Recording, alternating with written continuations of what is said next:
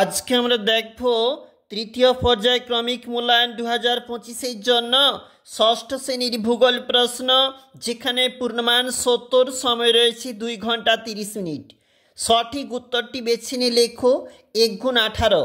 পৃথিবীতে মোট অক্ষরেখার সংখ্যা হলো, উত্তর হবে 179টি। ওজোন স্তরের ক্ষতি করে সিএফসি। সর্বোচ্চ অক্ষরেখার মান হলো 89 ডিগ্রি। পৃথিবীর আবর্তন বেগ থেমে গেলে এ ও বি উভয়ই, অর্থাৎ পৃথিবীর অর্ধেকাংশে দিন অর্ধেকাংশে রাত থাকবে। আবহাওয়া বিস্তৃত অঞ্চলভেদে পরিবর্তিত হয়। জ্বর হলে সাধারণত থার্মোমিটারে যে স্কেলে তাপমাত্রা মাপা হয়, উত্তর হবে ফারেনহাইট। অ্যাসিড বৃষ্টি হলো বায়ু দূষণের ফল। পরের পেজ দেখো কি বলেছে আমাদের। ছায়াবৃত্তের অবস্থান পরিবর্তনশীল। শব্দের তীব্রতা মাপার একক ডেসিবেল মিটার। হিমালয়ের সমান্তরাল পর্বতশ্রেণী নয় সহ্যাদ্রি।